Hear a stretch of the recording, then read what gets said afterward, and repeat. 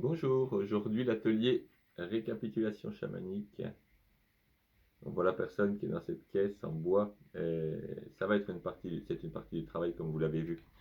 Il y a un travail physique. Le fait d'être pas comprimé mais accroupi dans cette caisse en bois va permettre à la conscience de s'évader et de vivre pleinement les choses sans les traduire physiquement par des débordements.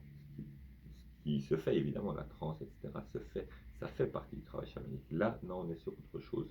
Donc c'est directement issu des travaux de Castaneda et de Victor Sanchez qui a repris, expliqué. Euh, alors, tout est relativement bien expliqué dedans. C'est un long processus. C'est vraiment celui-ci un gros travail, mais précis, timé. En deux parties. La première partie va être d'écrire. C'est un travail mental, rationnel, où on se rappelle, mais on ne travaille pas dessus. On simplement se rappelle et on remet en forme. Donc, première partie, bien séparée. Prendre du temps pour faire cette liste, ces listes d'événements, de relations beaucoup, de tout ce qu'on a vécu, de toutes ces choses vécues, et ne pas hésiter à prendre le temps. Si ça prend 3 mois, 6 mois, ça prend le temps qu'il faut. Bon, sans que ça finisse par se délayer et devenir un travail un peu perdu, mais prendre le temps qu'il faut pour le faire. Vraiment, c'est très important.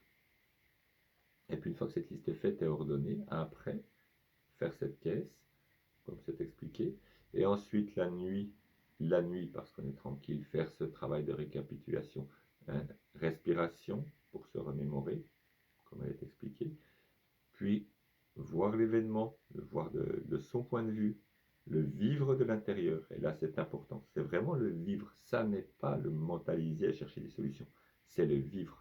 Il faut que l'énergie de cet événement revienne, qu'elle soit là, présente, qu'elle soit accessible, pour pouvoir dans un troisième temps voir l'événement de l'extérieur, corriger ce qui a été fait, comprendre. On est un peu dans le principe d'acceptation et pardon, un peu dans ce principe-là, mais là on le vit pleinement, on le vit sur le moment. Et c'est le fait de le vivre et de le faire revenir, de l'appeler, qui va faire qu'on peut travailler dessus. C'est un travail magique, il faut que l'événement, que l'émotion de l'événement soit présente. Si elle n'est pas présente, ça reste du travail mental, autant faire de la psychologie de Mr. Freud. On reste sur du mental. Le mental a eu son utilité pour rappeler les événements, pour les mettre en place. Après, il laisse la place au travail magique. Et donc après, dans un troisième temps, donc on revoit cet événement, on revoit en spectatrice vraiment neutre, très neutre, qui nous permet de corriger, de remettre en place et de comprendre l'événement très bien, de le ranger, qu'il ne soit plus un souvenir, qu'il devienne une mémoire. Pour moi, la différence entre souvenir et mémoire, le souvenir est encore actif. Ça veut dire que je fais un acte de la vie courante, quelqu'un me dit quelque chose, clac, ça réveille justement un événement, quelque chose, et je vais agir mécaniquement.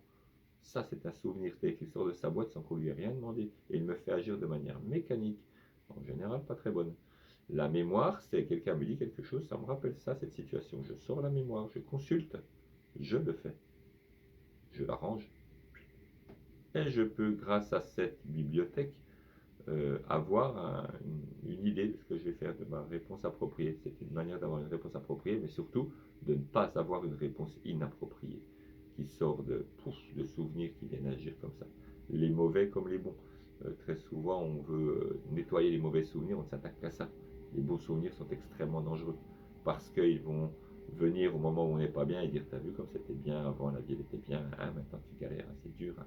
Puis là c'était chouette ça, ah, t'as perdu ça, t'es nul. Blablabla. Vous connaissez, je pense. Voilà.